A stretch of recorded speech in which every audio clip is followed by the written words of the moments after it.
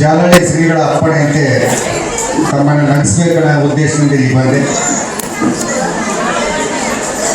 ಮುಂಜಾನೆ 11 ಗಂಟೆಯಿಂದ ಗುರುಸ್ವಾಮಿಯವ್ರ phone start ಆಯ್ತು. ಮನೆಗೆ 1 ಗಂಟೆಗೆ ಬಂದ್ಬಿಡೋದೇ ಸ್ಟಾರ್ಟ್ ಆಗ್ತದೆ, ನೀವು 1ಕ್ಕೆ ಕೊಟ್ಬಿಡ್ತೀವಿ ಅಂತ. ಆಯ್ತು ಅಂತಂದು ಮತ್ತೆ ನಾನು 1:15 ಫೋನ್ ಮಾಡಿದೆ ನೋಡೋಣ ಅಂತ. ಇಲ್ಲೇ ಊಟ ಮಾಡ್ಕೊಂಡು ಬಂದ್ಬಿಡ್ತೀರಿ, ಹೆಂಗೆ ಎಷ್ಟೊತ್ತಿಗೆ ಕೊಡ್ತೀರ ಅಂತ. 2 ಗಂಟೆಗೆ ಕೊಟ್ಬಿಡ್ತೀರಿ, ಇಲ್ಲೇ ಬಂದು ಊಟ ಮಾಡೋದು. ಆಯ್ತು ಅಂತಂದು ಇಲ್ಲೇ ಬಂದು ಊಟ ಮಾಡಿದ್ವಿ. ಎಷ್ಟೊತ್ತಿಗೆ ಕೊಡ್ತೀರಿ? 3 ಗಂಟೆ ಚಾಲು ಮಾಡಿ ಬಿಡ್ತೀರಿ ನೀವು, ತಡ ಮಾಡಂಗಿಲ್ಲ ಅಂತಂದು. ಆಯ್ತು ಅಂತಂದು 3 ಗಂಟೆ ತನಕ ಗಾಡಿ ಒಳಗೆ ಕೂತೆ. ಇವಾಗ ಎಷ್ಟು ಕೊಡ್ತೀರಿ ಅಂತ ಕೇಳಿದೆ ಗುರುಸ್ವಾಮಿ. ನೀವು ಬಂದ ತಕ್ಷಣ ಸ್ಟಾರ್ಟ ಅಂತದ. ನನಗೆ 4:30 ಆಗ್ಲಿಕ್ಕೆ ಬಂತು, ನಮ್ದು 5 ಇಲ್ಲದಾಗಿ ಅನ್ನ ಸ್ಟಾರ್ಟ್ ಆಗಿಬಿಟ್ಟು ನಾನು. ಯಾಕಪ್ಪ ಅಂತಂದ್ರೆ 6 ಗಂಟೆಗೆ ಮತ್ತೆ ಬೇರೆ ಬೇರೆ ಕಾರ್ಯಕ್ರಮಗಳು ಅದಾವ. ನೀವೆಲ್ಲ ಚಪ್ಪಾಳೆ ತಟ್ಟಿದ್ರಿ. 1-2 ದಿವಸದಿಂದ ಬೆಂಗಳೂರು ಕಡೆ ಕಾರ್ಯಕ್ರಮಕ್ಕೆ ಹೋಗಿದ್ದೆ. ಹೋದಂಥ ಸಂದರ್ಭದಲ್ಲಿ ಎಲ್ಲರೂ ಚಪ್ಪಾಳೆ ತಟ್ಟಿದ್ರು, ನಗ್ತಾ ಇದ್ರು. ಒಬ್ಬ ಹೆಣ್ಮಗಳು ಮಾತ್ರ ಸುಮ್ಮನೆ ಕೂತಿದ್ರು. ನಾ ಹೆಣ್ಮಗಳಿಗೆ ಕೇಳಿದೆ, ನಾನು ಯಾಕಮ್ಮ ನನ್ನ ಮಾತಿಗೆ ಚಪ್ಪಾಳೆ ತಟ್ಟ ಒಲಿ ನಗವಲ್ಲಿ ಅಂದೆ ನಾನು. ಅದಕ್ಕೆ ಆ ಹೆಣ್ಮಗಳದ್ದು, ನಿನ್ನ ಮಾತಿಗೆ ನಾ ಸತ್ರು ಚಪ್ಪಾಳೆ ತಟ್ಟಾಗಿಲ್ಲ, ನಗಂಗಿಲ್ಲ. ಯಾಕಂತ ಕೇಳಿದೆ, ನಿನ್ನ ಮುಖ ನಮ್ಮ ಮತ್ತಿದ್ದಂಗೆ ಅದಲ್ಲೇ.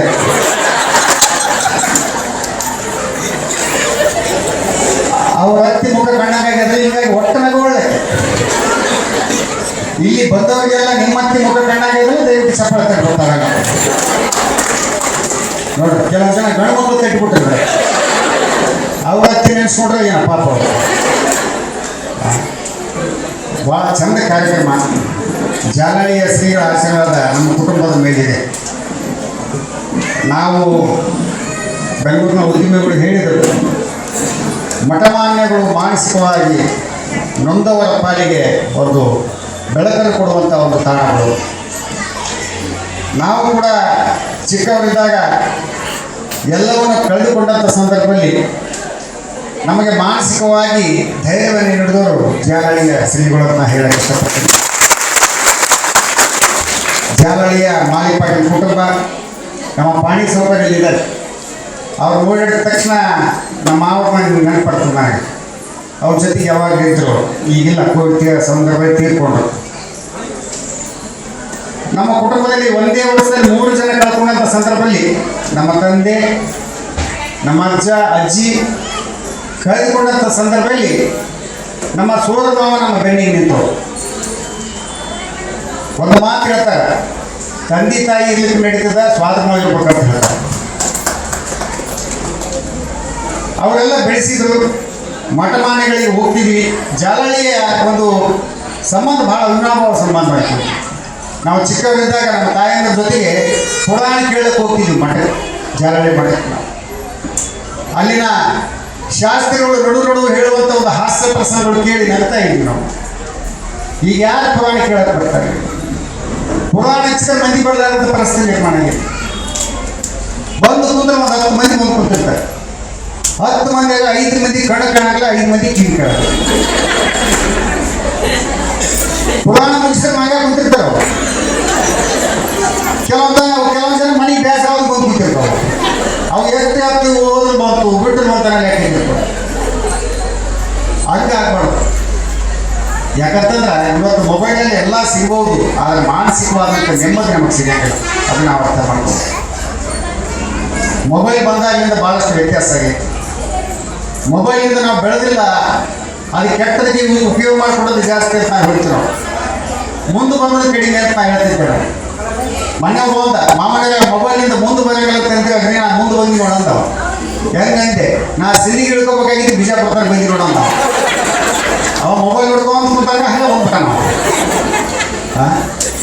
ಮೊಬೈಲಿಂದ ಏನಾಗೈತೆ ಅಂತಂದ್ರೆ ಸ್ಟೇಟಸ್ ಇಡೋದು ಮಾತ್ರ ಕಲ್ತೀವಿ ನಾವು. ಹೆಣ್ಮಕ್ಳು ಅಂತ ಎತ್ತಿದ ಕೈಯಪ್ಪ ಯಪ್ಪ. ಅದ್ರಾಗ ನವರಾತ್ರಿ ಹಬ್ಬ ಬಂತು ಅಂತ ತಿಳ್ಕೊಡ್ರಿ, ದಿನಾಲು ಒಂದು ಸೀರೆ ಹಾಕಿ ನೋಡೋಣ ಸ್ಟೇಟಸ್ ಇರ್ತದೆ. ಪೇಪರ್ ನ್ಯೂಸ್ ಪೇಪರ್ದವ್ರು ಕಳಿಸ್ಕೊಡ್ತಾರೆ. ಬಿಳಿ ಸೀರೆ ಉಟ್ಕೊಂಡದ್ದು, ಕೆಂಪು ಸೀರೆ ಉಟ್ಕೊಂಡದ್ದು, ಹಸಿರು ಸೀರೆ ಉಟ್ಕೊಂಡದ್ದು, ದಿವಸ ಒಂದು ಸೀರೆ ಹಾಕೊಂಡು ಸ್ಟೇಟಸ್ ಇಟ್ಟು ಎಲ್ಲ ಕಳಿಸ್ತಾರೆ. 9 ದಿನ 9 ಸೀರೆ ಕೊಡಿಸಿದಾಗ ಗಂಡನ ಹಣೆಗಳು ಭಾಳ ದೂರ ಆಗಿರ್ಬೋದು. ಅದಕ್ಕೆ ಕೊನೆ ದಿವಸ ಪಟ್ಟಿ ಡ್ರಾಯರ್ ಮನೆ ಮೇಲೆ ನಿಂತ್ಕೊಂಡು ತಾನು ಸ್ಟೇಟಸ್ ತಗೊಂಡ್ರೆ ನಂದು ಹಣೆ ಬರ ಹಿಂಗಾಗಿ ಅದು ನೋಡ್ರಿ ಅಂತ.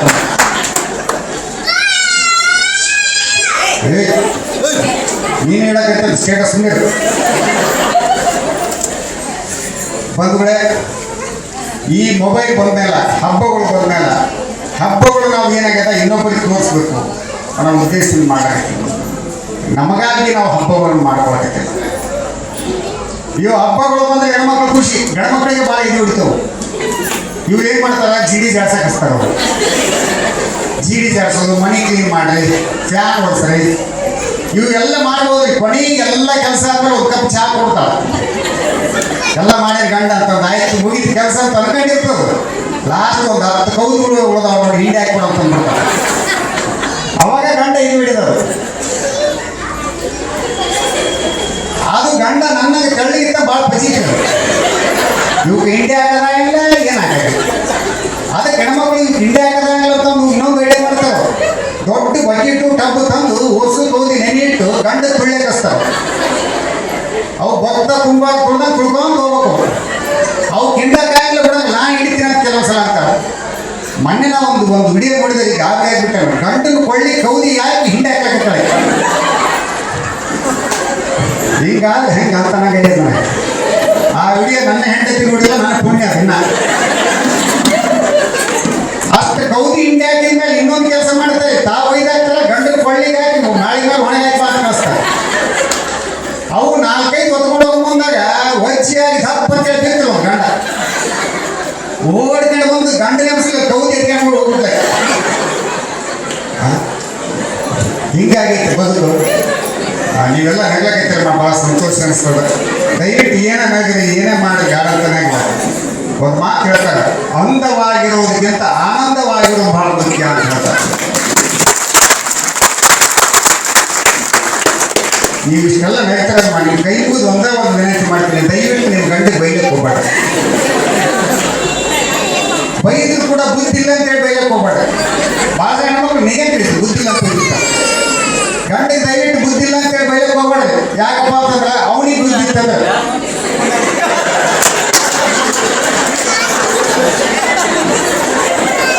ನೀವೇನು ಅನ್ಬೇಡ, ಈಗ ತಮ್ಮ ತಾವ ಅನ್ಕೊಳಕೈತಾರ.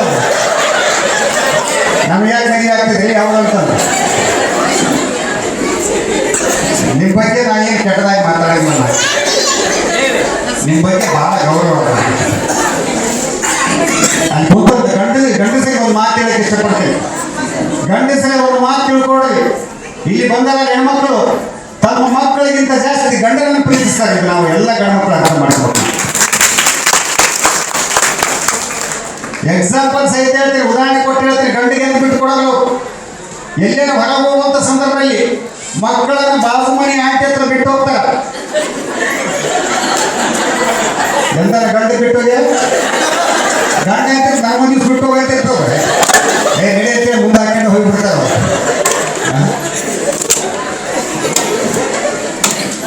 ನಿಮ್ಮನ್ನೆಲ್ಲ ನಡೆಸ್ಬೇಕನ್ನೋ ಉದ್ದೇಶದಿಂದ ಹೇಳಕ್ಕೆ ಒಂದು ನಮ್ಮ ಸಾವಿರ ಮಟ್ಟದ ಒಂದು ಹಲವಾರು ಟಿಪ್ಸ್ಗಳು ಕೊಟ್ಟಿರ್ತಾನೆ. ನಾನು ಅದು ಟಿಪ್ಸ್ ಕೊಡ್ತೀನಿ. ದಯವಿಟ್ಟು ಹೆಣ್ಮಕ್ಳಿಗೆ ಆರೋಗ್ಯದ ಟಿಪ್ಸ್ ಇದೆ. ದಯವಿಟ್ಟು ಇಲ್ಲಿ ಬಂದಂಥ ಹೆಣ್ಣುಮಕ್ಕಳು ಜಾಸ್ತಿ ಹೊತ್ತು ನಿದ್ದೆ ಮಾಡಬೇಕು. ಜಾಸ್ತಿ ಹೊತ್ತು ನಿದ್ದೆ ಮಾಡೋದ್ರಿಂದ BP, ಶುಗರ್, ಹಾರ್ಟ್ ಅಟ್ಯಾಕ್ ಎಲ್ಲಕ್ಕೂ ಇದು ಯಾವುದೂ ಆಗೋದಿಲ್ಲ ನಿಮ್ಮ ಗಂಡಗ. ಮತ್ತೆ ನಿಮ್ಗೆ ತಿಳ್ಕೊಂಡ್ರಿ ನೀವು ಅದು ಆರಾಮ ಬಿಡೋರು. ಏನಪ್ಪ ಲೆಕ್ಕಿಸ್ತದೆ ನಾನು ಎಷ್ಟು ಮಕ್ಕಳು ಅಪ್ಪ ಸಾಕ ಕಡೆ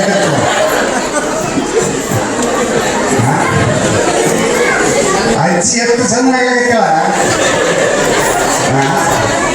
ಭಾಳ ಸಂತೋಷ ಬಂದರೆ ನಮ್ಮೂರಲ್ಲಿ ಇಲ್ಲಿ ನಾನು ಉತ್ತರ ಕರ್ನಾಟಕ ನಮ್ಮ ಭಾಗದ ಜನಕ್ಕೆ ನಾನು ಯಾಕೆ ಖುಷಿ ಪಡ್ತೀನಿ ಅಂತಂದ್ರೆ ನಮ್ಮ ಜನ ಮುಕ್ತವಾಗಿ ನಗ್ತಾರೆ. ಏನು ಇದ್ದಿದ್ದು ಇಲ್ಲದು ಎಲ್ಲ ಆಡ್ಕೊಂಡು ಕಾಯ್ಕೊಂತಾಗ ಅವೆಲ್ಲ ಮಾಡ್ಕೊಂಡು ಕಡೆಗೆ ಆಗ್ಬಿಡ್ತಾರೆ. ಯಾವುದು ಒಳಗೆ ಇಟ್ಕೊಂಡಿಲ್ಲ ಮೈ ನಗಕ್ಕೆ ನನಗೆ ಇದು ಕೂಡ ಈ ಸತ್ತೋಜ್ಞಾಗ ಭಾಳ ವಿಚಿತ್ರ.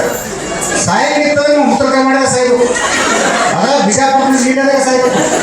ನಾನು ತಾಳಿಕೋಟಿ ಸಮೀಪ ಯಾವುದೇ ಹಣಕ್ಕೆ ಹೋಗಿದ್ದೆ, ನಾನು ಹೋಗಿದ್ದೆ ಈ ಹೂವಿನ ಹಾಳು ಹಾಕ್ಬೇಕಂತೇಳಿ ಇನ್ನೇನು ಹೋಗ್ಲಾಗತ್ತೆ. 4 ಮಂದಿ ಬಂದು ಅಡ್ಡ ನಿಂತ್ಕೊಂಡ್ಬಿಟ್ರು, ನಡೆ ಸುಸ್ಲತ್ತೀನಿ ನಡೆ ಅಂತ.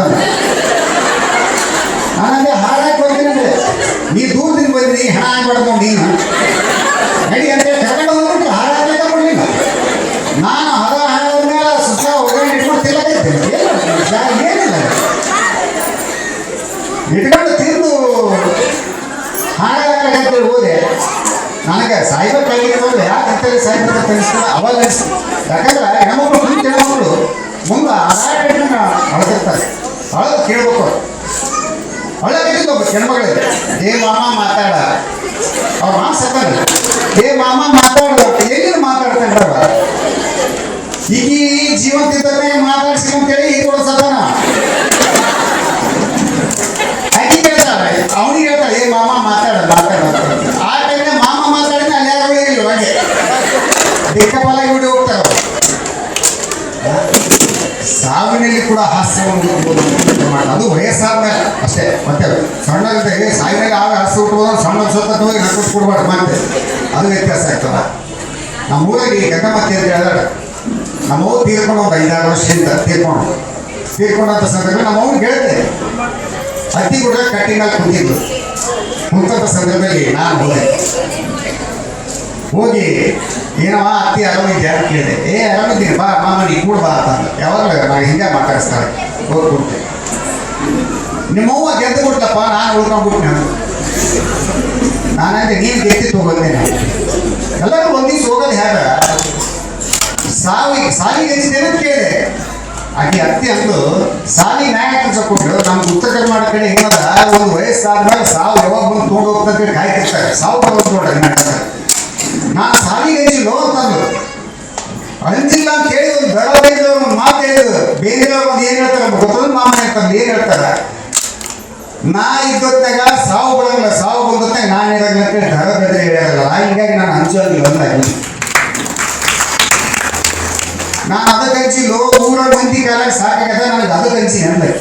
ಎದಕ್ಕೆ ಆಗ್ತದೆ, ಊರಾಗ ಮಂದಿ ಎಲ್ಲ ಸಾಯಂಗಿತ್ತಂದ್ರೆ ಸಂಜೆ ಮುಂದೆ ಸಾಯಿ ಅಂತ ಕೂತಾರ ಅಂತ.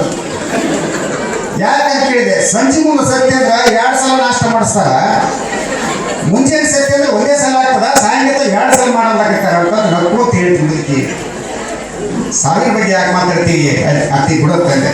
ಏ ಮಾಮನಿ, ನಾ ಸತ್ತೋಕ್ನಂಗೆ ದುಃಖ ಆಗ್ತದಿಲ್ಲ ಅಂದ್ರು. ಅತಿ ಬೆಳೆದ್ರೆ ದುಃಖ ಆಗ್ತದೆ. ಎಷ್ಟು ದುಃಖ ಆಗ್ತದ? ಭಾಳ ದುಃಖ ಆಗ್ತದೆ. ಭಾಳ ದುಃಖ ಆಗಲಿಕ್ಕೆ ನನ್ನ ಜೊತೆಗೆ ಬಂದ್ಬಿಡ ಮಗ. ಈ ಮುದುಕಿಗೆ ಯಾಕಂದ್ರೆ ಮಾತಾಡಿಸಿ ನಾನು ಹೇಗಿಬಿಡ್ತೇನೆ. ಇವೆಲ್ಲ ಬದುಕಿನಲ್ಲಿ ಸಿಗ್ತಕ್ಕಂಥ ಹಾಸ್ಯ ಪ್ರಸಂಗಗಳು ಬಂದರೆ ನೀವೆಲ್ಲ ಭಾಳ ಜನ ಹೆಣ್ಮಕ್ಳು ಸೇರಿದ್ದೀರಿ. ಮನೆಯಲ್ಲಿ ಗಂಡ ಹೆಂಡತಿ ನೋಡೋದು ಜಗಳ ಆಗ್ತದೆ. ಜಗಳ ಯಾರ ಮನೆಯಲ್ಲಿ ಜಗಳ ಎಲ್ಲರ ಮನೆಯಲ್ಲಿ ಇರ್ತದೆ. ಜಗಳ ಜಾಸ್ತಿ ಆಗೋದು ಮುಂಚೆನೆ ಅಡಿಗೆ ಮಾಡೋ ಸಲಾಗಿ, ಮತ್ತೇನಿಲ್ಲ. ರಾತ್ರಿ ಗಂಡಗೆ ಕೇಳೇ ಮಾಡ್ಕೊಂತಾರೆ ಮುಂಚೆನೇ ಏನು ತಿಂತಿ ಅಂತ. ಅದು ಏನು ಅಡಿಗೆ ಮಾಡಲ್ಲ ಅಂತ ಕೇಳಕ್ಕೆ ಮುಂಚೆನೇ ಏನು ತಿಂತಿ ಅಂತ ಕೇಳ್ತಾರೆ. ಅವಾಗ ಇಂಥವ್ರು ಮಾಡೋದು ಕೇಳ್ತಾನೆ. ಅಂಥದ್ದು ಎಂದೂ ಮಾಡಿಲ್ಲ, ಮನಸ್ಸಿಗೆ ಬಂದದೇ ಮಾಡ್ತಾರೆ. ನಾನಂದೆ ಒಂದ್ಸಲ ನಾನು ಹೇಳ್ತೀನಿ, ನಾನು ರಾತ್ರಿ ಹೇಳಿದ್ದೆ ಬೇರೆ, ನೀವು ಮುಂಚೆನೆ ಮಾಡೋದೇ ಬೇರೆ. ಎದಕ್ಕೆ ಹಿಂಗೆ ಅಂತ ಕೇಳಿದೆ. ಇಲ್ಲ, ಮದುವೆ ಟೈಮ್ನಾಗ ಸ್ವಾಮಿಗಳಿಗೆ ಹೇಳ್ಯಾರ ಅಂತ. ಏನಕ್ಕೆ ಹೇಳ್ಯಾರ? ಗಂಡಗೊಂದು ಮಾತು ಕೇಳತ್ತಂತ ಮಾಡಂತ ಅಂದಿಲ್ಲ. ನಾ ತಿಳಿದು ಮಾಡೋಕ್ಕೆ ನೋಡಂತಂದೆ. ನಾನು ಅಂದೆ ಒಂದು ದಿವಸ ಏನು ತಿಳಿದು ಮಾಡೋದು ಬೇಕಾಗಿಲ್ಲ, ನಾನು ಅಡಿಗೆ ಮಾಡ್ಕೊಂಡು ಬೆಳಗ್ಗೆ ಏನೋ ತಿಂದು ಹೋಗ್ತೀನಿ ಅಂತಂದೆ. ರಾತ್ರಿ ಸಿಟ್ಟಿಗೆ ಅಂತ ಹೇಳಿಬಿಟ್ಟೆ. ಏನೋ ಸಿಟ್ಟಿನೇ ಜಗಳದಾಗ ಹೇಳಿ ಮುಂಜಾನೆ 11 ಗಂಟೆಗೆ ಎದ್ದು ಬರ್ಲಿಕ್ಕೆ ನನಗೂ ಹೊಟ್ಟೆ ಹಸುವಾಗತ್ತಿತ್ತು. ಅಡಿಗೆ ಮನೆ ಒಳಗೆ ಹೋದೆ, ಮೂಲೆಗೆ ಒಂದು ಬ್ರೆಡ್ ಬಿದ್ದಿತ್ತು. ಏನು ನನಗಂತಿಟ್ಟಿಲ್ಲೋ ನಾಯಿಗಂತಿಟ್ಟಿಲ್ಲೋ ತಿಳಿಲಿಲ್ಲ. ತೊಗೊಂಡೆ, ಅದೇ ಹಂಚಿನ ಮೇಲೆ ಇಟ್ಕೊಂಡು ಬಿಸಿ ಮಾಡ್ಕೊಂಡು ಫ್ರಿಡ್ಜ್ ತೆಗೆದೆ. ಹಸಿರು ಕಲರ್ ಚಟ್ನಿ ಇತ್ತು, ಹಚ್ಕೊಂಡು ತಿಂದುಬಿಟ್ಟೆ. 12 ಗಂಟೆಗೆ ಎದ್ದು ಬಂದು ಫ್ರಿಡ್ಜ್ದಾಗ ಕೇಳಿದ್ದು, ಇಲ್ಲಿ ಮೆಂಗಿಟ್ಟಿದ್ದೆ ಎಲ್ಲಿಟ್ಟಿ ಅಂತ ಕೇಳಿದ್ರು. ನಾ ಹುಚ್ಚ ಮೇಲೆ ಹೆಚ್ಕೊಂಡು ತಿಂದ್ಬಿಟ್ಟಿದ್ದೆ. ನನಗೇನಾಗಿದೆ, ಯಾವುದೋ ಒಂದು ಚಟ್ನಿ ಇರ್ಬೇಕು, ಪಾಲಕ್ ಚಟ್ನಿ ಗಿಲಕ್ ಚಟ್ನಿ ಅಂತ ಹಚ್ಕೊಂಡು ತಿಂದ್ಬಿಟ್ಟಿದ್ದೆ. ಮನೆಯಲ್ಲಿ ನಡೀತಕ್ಕಂಥ ಪ್ರಶ್ನೆಗಳು ಬಂಧುಗಳೇ, ಇವು ಭಾಷೆ. ನಮ್ಮದು ಯಾದಗಿರಿ ಜಿಲ್ಲೆ ಭಾಷೆ, ನಿಮ್ಮದು ಬಿಜಾಪುರ ಜಿಲ್ಲೆ ಭಾಷೆ. ಭಾಷೆ ಭಾಳ ಚಂದ. ಈ ಬೀದರ್ ಕಡೆಗೆ ಇನ್ನೂ ಸ್ವಲ್ಪ ಭಾಳ ವ್ಯತ್ಯಾಸ ಆಗ್ತದೆ. ಅಲ್ಲಿ ಕಾರ್ಯಕ್ರಮ ಕೊಡ್ಲಿಕ್ಕೆ ಹೋದಂಥ ಸಂದರ್ಭದಲ್ಲಿ ಇಲ್ಲಿ ನೋಡ್ರಿ ನಮ್ಮ ಸ್ವಾಮಿಗಳು ಗುರುಸ್ವಾಮಿಯವರು 1 ಗಂಟೆಗೆ ಬಂದು ಕರ್ಕೊಂಡು ಹೋಗ್ತೀನಿ ಅಂತಂದ್ರೆ ನಮ್ಗೆ ಏನು ಅನಿಸ್ಲಿಲ್ಲ. ಅಲ್ಲಿ ಬೀದರ್ದಲ್ಲಿ ಸಾಯಂಕಾಲ 7 ಗಂಟೆಗೆ ಬಂದು ಒಯ್ತೀವ್ರು ಅವರು. ನಾನು ಸತ್ತಿ ಬಂದರೆ ಬೈಯಕ್ಕೆ ಅಂದೇನ ಇಲ್ಲಿ ಕರ್ಕೊಂಡು ಹೋಗ್ಲಕ್ಕೆ ನಮ್ಮ ಕಡೆಗೆ ಒಯ್ತೀವಿ ಅಂತ ಅಂತಾರೆ. ಬೆಳಗಾವಿ ಕಾರ್ಯಕ್ರಮ ಕೊಂಡು ಹೋಗಿ ಅಲ್ಲೇ ನಮಗೆ ನೀವು ತೊಗೊಂಡು ಹೋಗ್ಲಕ್ಕೆ 4 ಮಂದಿ ಬರ್ತೀವಿ ಅಂದ್ರೆ ಏನಪ್ಪ ಇದು ಭಾಷೆ ಅಂದ್ಕೊಂಡೆ ನಾನು. ಈ ಭಾಷೆ ಒಂದು ತರ ಆದ್ರೆ ಬಂಧುಗಳೇ, ಕಲಬುರಗಿ ಭಾಷೆ ಇನ್ನೊಂದು ತರ. ಕಲಬುರಗಿ ದುಡ್ಕೊಂಡು ಅಲ್ಲಿ ನೋಡ್ರಿ ನಾಬಿ ನೀಬಿ ಅಂತ ಕಲಬುರಗಿ ಕಡೆ ನೀಬಿ ಬಂದಿರಿ ನಾಬಿ ಬಂದೀವಿ ಅಂತ ಅವ್ರ ಭಾಷೆ ಬೇರೆ. ಬೀದರ್ ಕಡೆಗೆ ಹೆಂಡತಿ ಏನಾಗಲ್ಲ ಕಟ್ಲಂತ ನೀವು ಕೇಳಿದ್ರೆ ನಾವು ಪಿಟ್ಲ ಕೇಳಿದ್ವಿ ಕಟ್ಲ ಕೇಳಿದ್ವಿ. ಒಂದ್ಸಲ ಬೀದರ್ ಉತ್ಸವದಿಂದ ಫೋನ್ ಬಂತು, ಮಾಮನ ಬೀದರ್ ಉತ್ಸವ ಬಂದು ಕಾರ್ಯಕ್ರಮ ಕೊಡ್ಬೇಕಂತಂದ್ರೆ ಬರ್ತೀನಿ ಅಂತಂದ್ರೆ, ಸಾಧ್ಯ ಆದ್ರೆ ನೀವು ಹೆಂಡತಿ ಕರ್ಕೊಂಡ್ ಬರ್ರಿ ಅಂತಂದ್ರೆ ಬಂದ್ರೆ ಕರ್ಕೊಂಡ್ ಬರ್ತೀನಿ ಅಂತಂದೆ. ನಾನು ಹೇಳ್ತೀನಿ ಅಂದೆ ರೆಡಿ ಹೋಗೋಣ ಅಂತಂದೆ. ಸುಸ್ತಾಗಿರೋ ನಾವು ಅಲ್ಲೇ ನನಗೆ ಇದ ಬೇಕಾಗಿತ್ತು.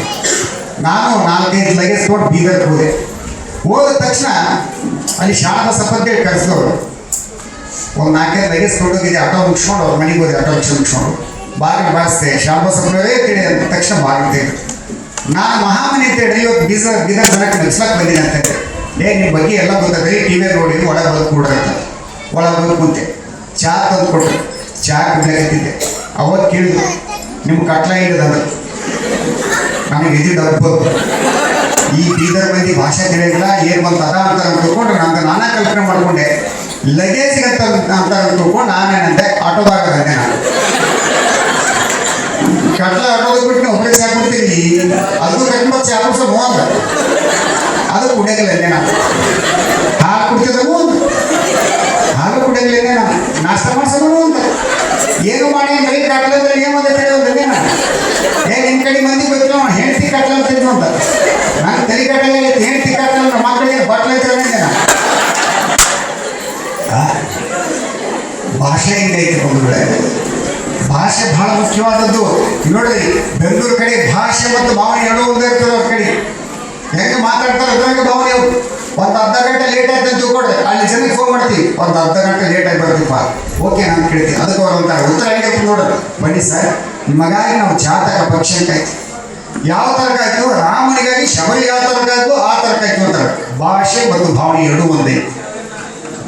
ಇದಾ ಬಿಜಾಪುರದ ಕಾರ್ಯಕ್ರಮ ಕೊಡೋಕೆ ಬಂದಿದ್ದೆ. ಇಲ್ಲಿಂದ ಸಂಘಟನೆಗೆ ಫೋನ್ ಮಾಡಿದೆ, ಒಂದು ಅರ್ಧ ಗಂಟೆ ಲೇಟಾಗಿ ಬರ್ತೀಪ್ಪ ಓಕೆ ನೈತಿ. ಅದಕ್ಕೆ ಅವ್ರೊಂದು ಬಾರಿ ಸರ ನಿಮಗೆ ಹೆಣ ಕಾಯ್ದಂಗಾಯ್ತು ಒಂದು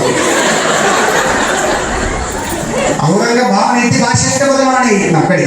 ಅದಕ್ಕೆ ಬೆಂಗಳೂರು ಮಂದಿ ಒಂದು ವಿನಂತಿ ಮಾಡ್ಕೊಳ್ತೀನಿ, ದಯವಿಟ್ಟು ಉತ್ತರ ಕರ್ನಾಟಕ ಕಡೆ ಬಂದಾಗ ಭಾಷೆ ಕಡೆ ಗಮನ ಕೊಡಬೇಡಿ ಬಂಧುಗಳೇ, ಭಾವನೆ ಕಡೆ ಗಮನ ಕೊಡಿ ಅಂತ ಹೇಳಿ. ದೇಶ ವಿದೇಶಗಳಲ್ಲಿ ಸುಮಾರು ಈಗ 10 ದಿವಸದಿಂದ ನಾವು ಮಸ್ಕಟ್ಟಲ್ಲಿ ಇದ್ದೇವೆ.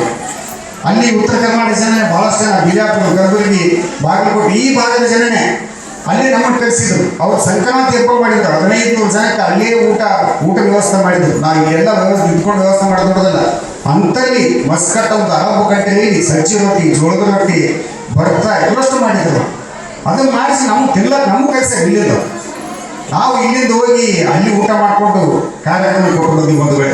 ಇವತ್ತು ದೇಶ ವಿದೇಶಗಳಲ್ಲಿ ಕಾರ್ಯಕ್ರಮ ಕೊಟ್ಟಿವಿ ಅಂತಂದ್ರೂ ಕೂಡ ಯಾರ ಆಶೀರ್ವಾದ ಅಂತಂದ್ರೆ ನಿಮ್ಮಂಥ ಜನರ ಆಶೀರ್ವಾದ, ಜಾಲಡಿ ಶ್ರೀಗಳ ಆಶೀರ್ವಾದ ಹೆಮ್ಮೆಂದು ಭಕ್ತರು ಬಹಳಷ್ಟು ಜನ ಇರ್ತಾರೆ. ಪರೀಕ್ಷೆಗಳು ಮಾಡಬೇಕು. ಭಕ್ತರ ಪರೀಕ್ಷೆ ಕೂಡ ಆಗ್ತದೆ. ಒಬ್ಬ ಸ್ವಾಮಿಗಳಿಗೆ ಕಿಡ್ನಿ ಫೇಲ್ ಆಗಿತ್ತು. ಕಿಡ್ನಿ ಫೇಲ್ ಆದ ಸಂದರ್ಭದಲ್ಲಿ ಬಹಳ ಜನ ಭಕ್ತರು ಬಂದರು, ನಾನು ಕಿಡ್ನಿ ಕೊಡ್ತೇನೆ ನೀನು ಕಿಡ್ನಿ ಕೊಡ್ತೀನಿ ಅಂತ.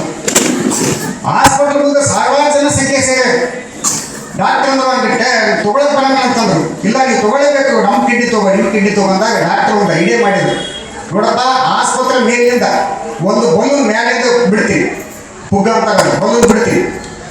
ಅದು ಯಾರ ಕೈ ಮೇಲೆ ಬಂದು ಬೀಳ್ತದ ಅವ್ರು ಕಿಡ್ನಿ ಕೊಡ್ರಿ ಅಂತ ಆಯ್ತು ನೋಡ್ರಿ. 10 ಮಂದಿ ಮ್ಯಾಲಿಂದ ಬಲೂನ್ ಬಿಟ್ಟ ತಕ್ಷಣ ಬಲೂನು ಭಕ್ತರು ಕೈ ಮೇಲೆ ಬಂದಾಗಲ್ಲ ಭಕ್ತರು ಉಂದ್ರಕ್ಕೆ ಸ್ಟಾರ್ಟ್ ಮಾಡಿದ್ದಾರೆ. ಉಫ್ ಅಂತಂದು ನೀವಂತ ಭಕ್ತರೆಲ್ಲ ಬಂಧುಗಳೇ, ಜೀವಕ್ಕೆ ಜೀವ ಕೊಡುವಂಥ ಭಕ್ತರು ಜಾಲಡಿ ಶ್ರೀಗಳ ಭಕ್ತರು ಶ್ರೀಮಠ ಭಕ್ತರು ಸ್ವಾಮಿಗಳ ಪಾತ್ರ ಬಹಳ ದೊಡ್ಡದಿರ್ತದೆ ಒಬ್ಬ ಮನುಷ್ಯನಿಗೆ ಮಾನಸಿಕವಾಗಿ. ಇವತ್ತು ನೋಡ್ರಿ ಈ ಕಾರ್ಯಕ್ರಮಗಳು ಯಾಕೆ ಇರ್ತಾರೆ ಅಂತಂದ್ರೆ ಎಷ್ಟೋ ಸಮಸ್ಯೆಗಳು ಅದಾವ, ಎಲ್ಲರಿಗೂ ಸಮಸ್ಯೆ ಅದಾವ. ನಿಮ್ಮ ಸಮಸ್ಯೆ ಚಿಂತೆ ಮಾಡಿ ಸತ್ತೋದಕ್ಕಿಂತ ಇನ್ನೊಬ್ಬರ ಸಮಸ್ಯೆ ಚಿಂತೆ ಮಾಡಿ ಸತ್ತೋದೇ ಜಾಸ್ತಿ ಮಂದಿ ಜಗತ್ತಿನಾಗ. ಅವ್ರು ಹಂಗಾದ್ರು ಇವ್ರು ಹಿಂಗಾದ್ರು ಅದೇ ಚಿಂತೆ ಮಾಡ್ಕೊಂಡು ಸಾಕಾಗಿತ್ತು. ನಮ್ಮ ಒಳಗೆ ನಾವು ನೋಡ್ಕೋಬೇಕಾಗದ, ಅದೇ ಎಣಿಕೆ ನೋಡ್ಬೇಕಾಗದ. ಅವ್ರು ಹೇಳಿದ್ರಲ್ಲ ಯಾರು ನಮ್ಮ ಬೆಂಗಳೂರು ಉದ್ಯಮಗಳು ಒಳ್ಳೆ ಸಂಕಲ್ಪಗಳು ಭಾಳ ಮಾಡಬೇಕಾಗದ, ಒಳ್ಳೆತನವನ್ನು ಆಯ್ಕೆ ಮಾಡ್ಕೋಬೇಕಾಗದ. ಈ ಜಗತ್ತಿನಲ್ಲಿ ಒಳ್ಳೆತನ ಕಡಿಮೆ ಆಗಬಾರ್ದು. ಇನ್ನೊಬ್ಬರಿಗೆ ಸಹಾಯ ಮಾಡ್ತಕ್ಕಂಥದ್ದು, ಇನ್ನೊಬ್ಬರಿಗೆ ಕೊಡ್ತಕ್ಕಂಥದ್ದು, ಆ ಕೆಲಸಗಳು ಜಾಸ್ತಿ ನಡೀಬೇಕು ಅಂತ ಜಾಸ್ತಿ ಕೆಲಸವನ್ನು ಶ್ರೀಮಠ ಮಾಡ್ತಾಯಿದೆ. ಜಾಲಹಳ್ಳಿಯಲ್ಲಿ ಕೂಡ ಅದ್ಭುತವಾದಂಥ ಕಾರ್ಯಕ್ರಮ ಮಾಡಿಸಿ ನಮ್ಮನ್ನೆಲ್ಲ ಕರೆಸಿದ್ರು.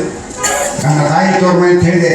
ಈ ಜಗತ್ತಿನಲ್ಲಿ ಒಂದು ಮಾತು ಹೇಳಕ್ಕೆ ಇಷ್ಟಪಡ್ತೇನೆ ಬಂಧುಗಳೇ, ಈಗಿನ ಮಕ್ಕಳು ಭಾಳ ಅಡ್ಡದಿಡ್ಡಿಯಾಗಿ ಹೋಗ್ತಾರೆ. ಮೊಬೈಲ್ ಹಿಡ್ಕೊಂಡು ದೂರ ಕೊಡ್ತಾರೆ. ಈಗ ಒಬ್ಬ ವ್ಯಕ್ತಿ ಫೋನ್ ಮಾಡಿದ ತಿಳ್ಕೊಡ್ರಿ, ಅವಾಗ ರೀಚೇಬಲ್ ಆಯ್ತು ಅಂತ ತಿಳ್ಕೊಡ್ರಿ, ಅವ ವ್ಯಾಪ್ತಿ ಪ್ರದೇಶದ ಹೊರಗಿದ್ದಾನೆ ಅಂತ ನಾವು ತಿಳ್ಕೊತೀವಿ ನಾವು. ಈಗಿನ ಮಕ್ಕಳು ನಮ್ಮ ಪ್ರದೇಶದಿಂದ ಹೊರಗೆ ಹೋಗ್ಬೇಕಾಯ್ತಾವ, ಬಾಂಧವ್ಯದಿಂದ ಹೊರಗೆ ಹೋಗ್ಬೇಕಾಯ್ತಾವ. ಅದಕ್ಕೆ ಮಕ್ಕಳಿಗೆ ಸಂಸ್ಕಾರ ಮತ್ತು ಶಿಕ್ಷಣ ಎರಡು ಭಾಳ ಮುಖ್ಯ ಆಗ್ತದೆ. ಶಿಕ್ಷಣ ಒಂದೇ ನಡೆಯಲಿ, ಸಂಸ್ಕಾರ ಕೂಡ ಭಾಳ ಮುಖ್ಯ ಆಗ್ತದೆ. ಒಂದು ಉತ್ತರ ಪ್ರದೇಶದಲ್ಲಿ ನಡೆದಂಥ ಘಟನೆ, ತಂದೆ ತಾಯಿ ಇಬ್ಬರು ಮಕ್ಕಳಿಗೆ ಭಾಳ ಚೆಂದ ಓದಿಸಿದ್ರು. ಇಬ್ಬರು ಮಕ್ಕಳು ವಿದೇಶದಲ್ಲಿ ಓದ್ತಾ ಇದ್ರು, ಇದು ಕೆಲಸ ಮಾಡ್ತಿದ್ರು, ಉದ್ಯೋಗ ಮಾಡ್ತಿದ್ರು. ಒಂದು 4-5 ವರ್ಷ ಆದ್ಮೇಲೆ ತಂದೆ ಫೋನ್ ಮಾಡಿದ ಮಕ್ಕಳಿಗೆ, ಬಂದ್ಬಿಡಪ್ಪ ಇಬ್ಬರು ಅಣ್ಣ ತಮ್ಮದ್ರು ಫೋನ್ ಮಾಡಿದ ತಕ್ಷಣ ಯಾಕೆ ಕೇಳಿದ್ರು, ಇಲ್ಲ ನಿಮ್ಮ ಅವ್ವ ಸತ್ತಾಳ ಬಂದ್ಬಿಡ. ಈ ಮಾತು ಕೇಳಿಸ್ಕೊಂಡಂತ ಸಣ್ಣ ಮಗ ಬಂದ, ದೊಡ್ಡ ಮಗ ಬರಲಿಲ್ಲ. ತಂದೆ ಕೇಳಿದ, ಯಾಕೋ ನಿಮ್ಮ ಅಣ್ಣ ಬಂದಿಲ್ಲಲ್ಲ ಅಂತ ಕೇಳಿದ. ಇಲ್ಲಪ್ಪ ಆತ ಬರ್ತಾನೆ ಬಿಡ್ತಾನೆ ಗೊತ್ತಿಲ್ಲ, ಆದ್ರೆ ಫೋನ್ನೇ ಒಂದು ಮಾತು ಹೇಳಿದ. ಏನು ಹೇಳ್ಯಾರ, ಈಗ ಅಮ್ಮ ಸತ್ತಾಳ, ನೀನು ಹೋಗು, ಅಪ್ಪ ಸೋತಂತೆ ನಾನು ಹೋಗ್ತೀನಿ ಅಂತ ಹೇಳಿದ. ಈ ಮಾತನ್ನು ಕೇಳಿಸ್ಕೊಂಡಂಥ ವ್ಯಕ್ತಿ ಮೊರ ಮಾತಾಡದೆ ಮನೆ ಒಳಗೆ ಹೋಗಿ ಪಿಸ್ತೂಲ್ ತೊಗೊಂಡು ಗುಂಡು ಹಾರಿಸ್ಕೊಂಡು ತೀರ್ಕೊಂಡ್ಬಿಟ್ಟ. ಗುಂಡು ಹಾರಿಸ್ಕೊಳ್ಳೋದಕ್ಕಿಂತ ಮುಂಚೆ ಒಂದು ಪತ್ರ ಬರೆದಿಟ್ಟಿದ್ದ, ನಾನು ನನ್ನ ಮಕ್ಕಳಿಗೆ ಶಿಕ್ಷಣವನ್ನು ಕೊಟ್ಟೆ, ಸಂಸ್ಕಾರವನ್ನು ಕೊಡಲಿಲ್ಲ ಅಂತ. ಸಂಸ್ಕಾರ ಸಿಗಬೇಕಾಗಿತ್ತು ಅಂದ್ರೆ ಮನೆಯಿಂದ ಸಿಗ್ತದ, ಇಂಥ ಮಠಮಾನಿಗಳಿಂದ ಸಿಗ್ತದ. ದಯವಿಟ್ಟು ಮಕ್ಕಳನ್ನು ಮಠಮಾನಿಗಳಿಗೆ ಕರ್ಕೊಂಡು ಬನ್ನಿ. ಈಗ ಎಷ್ಟು ಜನ ಮಕ್ಕಳನ್ನು ಕರ್ಕೊಂಡು, ಈಗ ಸ್ವಲ್ಪ ಒಂದು ವಯಸ್ಸು ದಾಟಿದ್ರೆ ತಿಳ್ಕೊಡ್ರಿ, ಮಠಕ್ಕೆ ಬಂದ್ಮೇಲೆ ಎಲ್ಲಿ ಬರೋದು, ಮೊಬೈಲ್ ಕೊಟ್ಟು ಒಂದು ಕೈ ಹೋಗಿ ಕೂತ್ಬಿಡೋದು.